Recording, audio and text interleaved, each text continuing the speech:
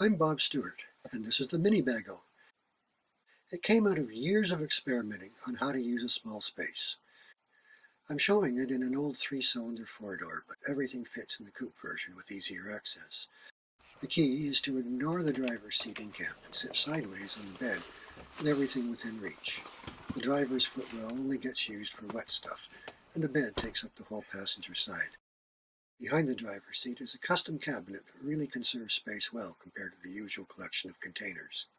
The stove is in the way if not in use, so it travels on the other side of the cabinet. The rear area could get another similar cabinet, but is currently still general purpose. The mattress is made in 4 sections to give access to things including this bottom drawer.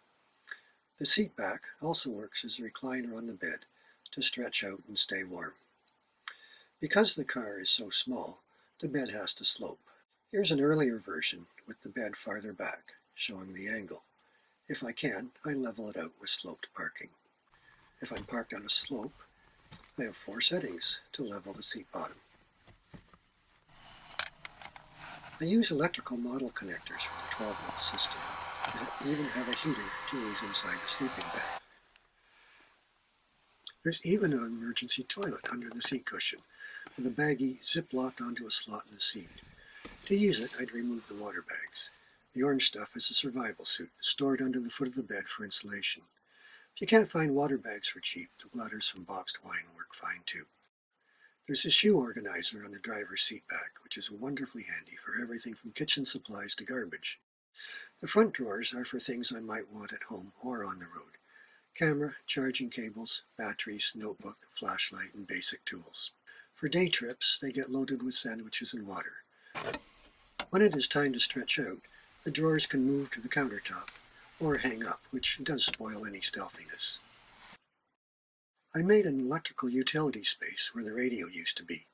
It houses an accessory voltmeter for the car, which includes an outdoor thermometer and a clock. When driving, after the car battery is topped off, I plug in the deep cycle battery for the camper. It is fiddly, but saved a bundle of money. The charging cable uses both conductors from an old jumper cable set, and the connector is made from scrap copper plumbing. I'm trying to repurpose my junk, not buy new materials. The deep cycle battery has 3 inverters of different capacities and its own voltmeter on the big one. Using a small one for the laptop and reading light saves power. The toaster and the bread maker do need the big one. There's some nylon mesh overhead for drying clothes and towels, and it unhooks to store behind the drawers if I don't want to see some of it in the mirror. The 4-door does have very good windows for cross ventilation when cooking. The little awnings let them open in the rain, and screens make camping blissful with scenic water views where hikers would be running from the mosquitoes. The awnings are scrap aluminum house siding. One cord does stay up for the carbon monoxide detector, reading lamp, sweater holder, and other odd jobs. The side drapes are terry cloth, and in the coupe they'll be fastened at the bottom to catch condensation and furl neatly when down. There's a standard dashboard sunscreen for the front drapes. The side drapes can be dropped an inch for seeing out with good privacy. The back window has a pleated affair made for the job that just needed trimming, and the magnets hold one small panel in place on the side. In this picture you can also see the undersides cover over the spare tire. It can slide around, giving access to small items around the tire. The cabinet is the heart of the conversion. It has a drawer lock for travel that drops into place, made from oak and aluminum. There's a big space for a refrigerator opening on the side. Currently, I just have a can cooler there. The fridge only allows one full-length drawer on that side. The full-length drawers get organized with the frequently used things at the front. The lowest ones are missing corners around the wheel well. The first short drawer is handy for little things, and below that is the unusual sink drawer. For drying and travel, all the dishes fit in the sink. The sink can either drain into a small tank or through a hose out the floor. And there's even a cover for the utility area.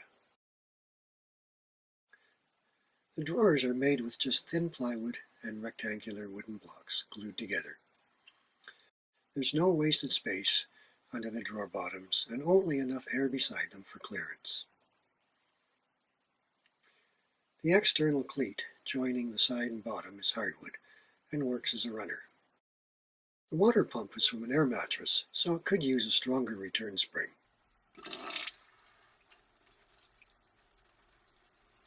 The nozzle can clip on a drawer over the sink.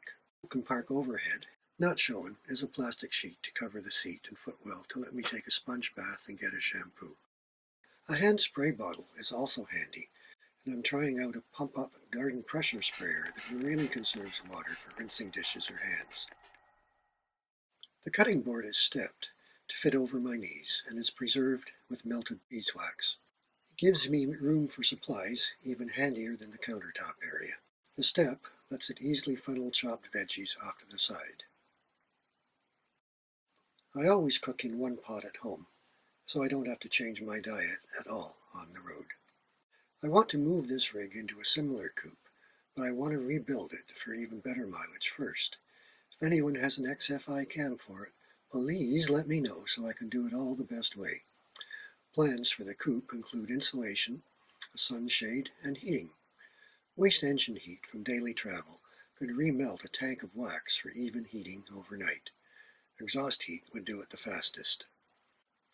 You can find this car featured in Rolling Homes from Shelter Publications, along with many other fine little vehicles.